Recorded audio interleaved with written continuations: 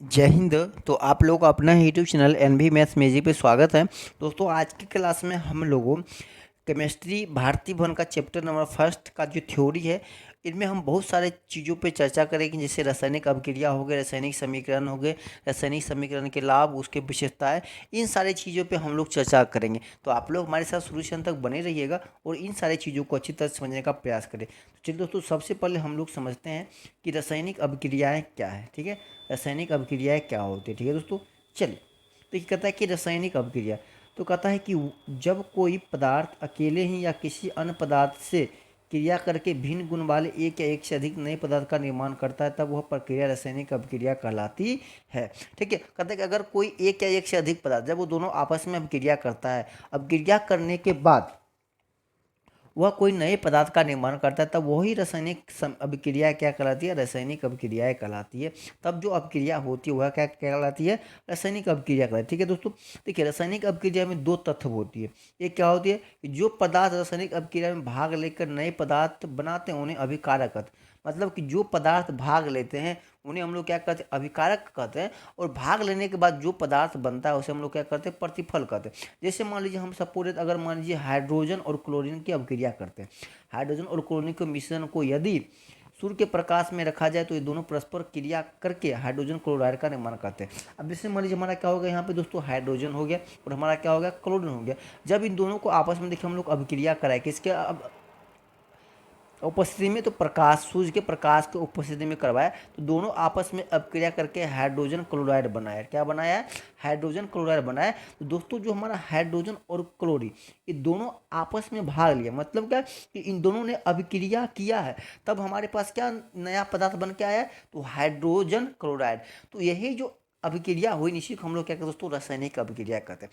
और रासायनिक अभिक्रिया में जो यह हाइड्रोजन और जो क्लोरीन दोनों आपस में क्या किए, भाग ली, मतलब कि दोनों अभिक्रिया करके क्या बनाए, हाइड्रोजन क्लोराइड बनाए। इसीलिए ये दोनों हमारा क्या हो गया, अभिकारक हो गया। ये दोनों से हमारा क्या हो गया, अभिकारक हो गया। और यह जो नया पदार्थ बना है यह हमारा क्या हो गया, प्रतिफल हो गया। क्या हो गया दोस्तों, हमारा यह नया जो बना है इसको हम लोग क्या करेंगे, प्रतिफल कहेंगे। समझने में कोई दिक्कत है? चलिए, अब देखिए रासायनिक अभिक्रिया की विशेषताएं क्या होती है, मतलब कि रासायनिक अभिक्रिया से क्या क्या चीज़ें हमें प्राप्त होती है। देखिए रासायनिक अभिक्रिया की विशेषताएं क्या है कि प्रमुख है। जैसे मान लीजिए अगर कोई रासायनिक अभिक्रिया होती है उसमें क्या होती है, गैस की भी उत्पत्ति होती है, अवक्षेपण का भी बनना होता है, रंग में भी परिवर्तन होता है, ताप में भी परिवर्तन होता है और अवस्था में भी क्या होता है कि परिवर्तन होता है। ये सभी हमारे क्या दोस्तों, रासायनिक अभिक्रिया की विशेषताएं हैं। ठीक है दोस्तों, चलिए अब देखिए हम लोग पढ़ते हैं कि रासायनिक समीकरण क्या है। ठीक है, कहता है क्या कि वह रासायनिक अभिक्रिया में भाग लेने वाले पदार्थों के संकेतों में सूत्रों की सहायता से उस अभिक्रिया का संक्षिप्त निरूपण रासायनिक समीकरण कहलाता है। अब जैसे मान लीजिए हम लोग रासायनिक अभिक्रिया करते हैं, उन चीज़ों को हम लोग जितना छोटा चीज़ों में लिखते हैं उसी चीज़ों को हम लोग क्या कहते हैं, रासायनिक समीकरण कहते हैं। समझ गए? अगर कोई बड़ा चीज़ लिखा हुआ और उसको हम लोग छोटा करके लिखते हैं उसी को हम लोग क्या कहते हैं, रासायनिक समीकरण कहते हैं। जैसे मान लीजिए हम लोग कोई अभिक्रिया करते हैं, ठीक है, तो जो हम लोग जैसे अभिक्रिया करें, जैसे मान लो हाइड्रोजन और क्लोरीन के मिश्रण को सूर्य के प्रकाश में रखने पर हाइड्रोजन क्लोराइड बनता है और इस अभिक्रिया का रासायनिक समीकरण के द्वारा निम्न प्रकार से निरूपित किया जाता है। अब जैसे मान लीजिए हमारा हो गया हाइड्रोजन लिखेंगे, क्लोरीन लिखेंगे और फिर सूर्य के प्रकाश में हाइड्रोजन क्लोराइड लिखेंगे, तो इसी चीज़ को शॉर्ट कर जैसे हम लोग लिख दिया, मान लीजिए यहाँ पे H2 लिख दिया, Cl2 लिख दिया, तो हमारा प्राप्त क्या हो गया, 2HCl। जैसे मान लीजिए हमारा क्या हो गया, H2 और क्लोरीन Cl2 से हम क्रिया करवाए तो हमारा क्या प्राप्त हो गया, 2HCl। तो जो हमने ये जो फॉर्म लिखा है, शॉर्ट फॉर्म जो लिखा है, इसी को हम लोग क्या करते हैं दोस्तों, रासायनिक समीकरण कहते हैं। अगर जैसे मान लीजिए हमारा ये यहाँ पे नहीं है, ये हमारा यहाँ पे नहीं है, तो हम जो यहाँ पे क्या करें, हाइड्रोजन और प्लस क्लोरीन का अभिक्रिया करवाए, हमारा क्या बन गया, हाइड्रोजन क्लोराइड बन गया। तो यह जो चीज़ लिखा हुआ है इसको हम लोग क्या कहेंगे, रासायनिक अभिक्रिया कहेंगे। और इसी चीज़, ये जो हिंदी में लिखा हुआ और इसी चीज़ को शॉर्ट फॉर्म में H2Cl2 प्लस 2HCl मतलब इस फॉर्म में लिख देंगे, तो इसी को हम लोग क्या कहेंगे, रासायनिक समीकरण कहेंगे। समझ में आ गया? चलिए आगे बढ़ी। कहता है क्या कि रासायनिक समीकरण लिखने के नियम। अब रासायनिक समीकरण लिखने के क्या क्या नियम होते हैं। कहता है क्या कि रासायनिक अभिक्रिया को रासायनिक समीकरण के रूप में लिखने के लिए निम्नलिखित नियमों का पालन करना पड़ता है। सबसे पहले कहता है कि अभिक्रिया के अभिकारकों को उनके संकेतों या अनुसूत्रों के पदों में समीकरण के बाईं ओर लिखा जाता है।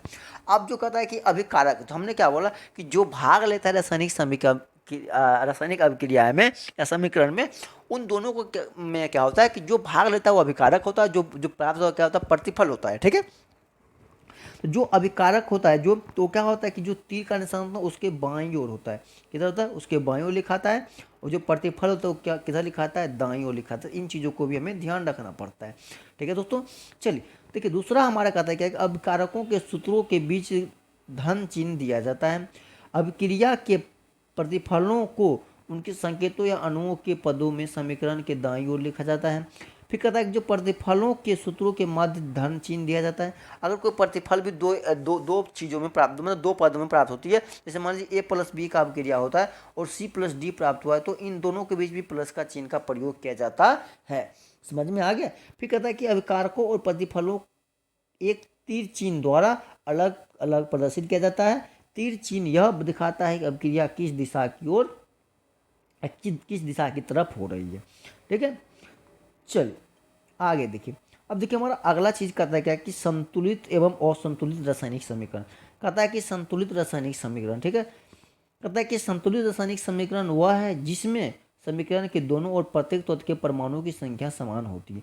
अगर कोई रासायनिक समीकरण होती है उसके दोनों तत्वों की परमाणु संख्या समान है तो हमारा क्या होगा, संतुलित। जैसे मान लीजिए यहाँ पे 2 हाइड्रोजन है और 2 क्लोरीन है, अगर अभिक्रिया हुआ देखिए 2HCl, मतलब कि यहाँ भी 2 हाइड्रोजन और यहाँ भी 2 क्लोरीन है, इसीलिए दोनों हमारा क्या है यहाँ पे रासायनिक समीकरण है। ठीक है, संतुलित समीकरण है, क्योंकि दोनों तरफ के परमाणु, यहाँ भी 2 हाइड्रोजन देखिए, यहाँ भी 2 हाइड्रोजन, यहाँ भी 2 क्लोरीन देखिए, यहाँ भी 2 क्लोरीन, दोनों तरफ के परमाणु की संख्या क्या है दोस्तों, हमारा संतुलित है, इसलिए हमारा क्या हो गया, संतुलित समीकरण हो गया। कोई दिक्कत है।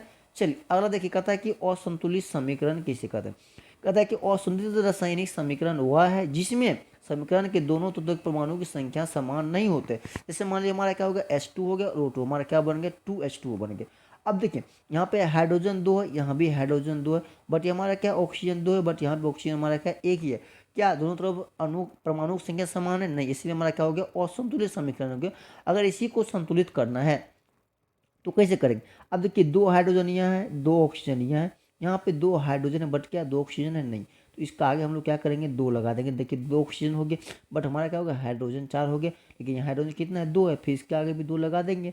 अब देखिए 4 हाइड्रोजन, 2 दूनी 4 हाइड्रोजन हो गया, 2 ऑक्सीजन और 2 हमारा क्या होगा, ऑक्सीजन। तो यहाँ हमारा क्या होगा, समीकरण संतुलित। तो ये चीज़ हम लोग आगे पढ़ेंगे कि संतुलित कैसे करना है, बट यहाँ पे समझ लीजिए संतुलित और असंतुलित समीकरण समझ लीजिए। ठीक है, चलिए देखिए एक हमारा नोट है, कहता है क्या कि समान रासायनिक अभिक्रिया में पदार्थ का ना तो निर्माण होता है और ना ही ह्रास होता है। मतलब कि कोई रासायनिक अभिक्रिया होती है तो ना उसमें कोई पदार्थ का नाश होता है और ना ही उसमें उसका कोई निर्माण होता है। ठीक है, चलिए आगे कहता है क्या कि रासायनिक समीकरण से प्राप्त होने वाली सूचनाएं क्या क्या होती है। कहता है किसी रासायनिक समीकरण में हमें निम्नलिखित सूचनाएं प्राप्त होती है। सबसे पहले देखिए हमें क्या प्राप्त हो, सबसे पहले, ठीक है दोस्तों, चलिए कहता है क्या कि यह अभिकारकों एवं प्रतिफलों के संकेत सूत्र की जानकारी देता है। ठीक है, फिर कहता है कि यह बताता है कि अभिक्रिया में कौन कौन से पदार्थ भाग ले रहे हैं और अभिक्रिया के फलस्वरूप कौन कौन से पदार्थ का निर्माण हो रहा है।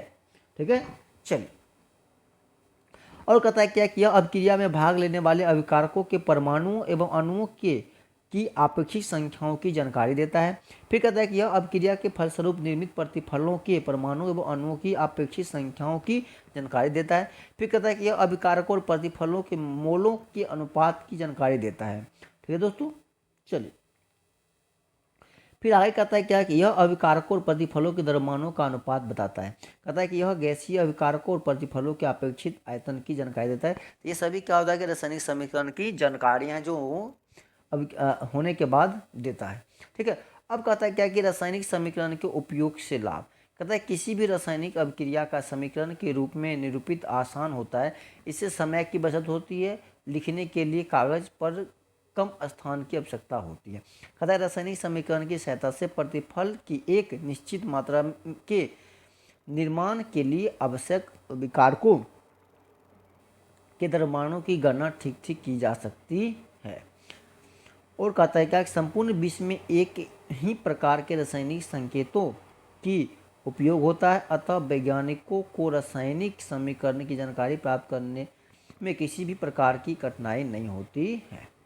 तो चलिए दोस्तों, आप लोग कमेंट करके जरूर बताइए कि मेरी क्लास कैसा लगा है। तब तक के लिए जय हिंद, जय भारत।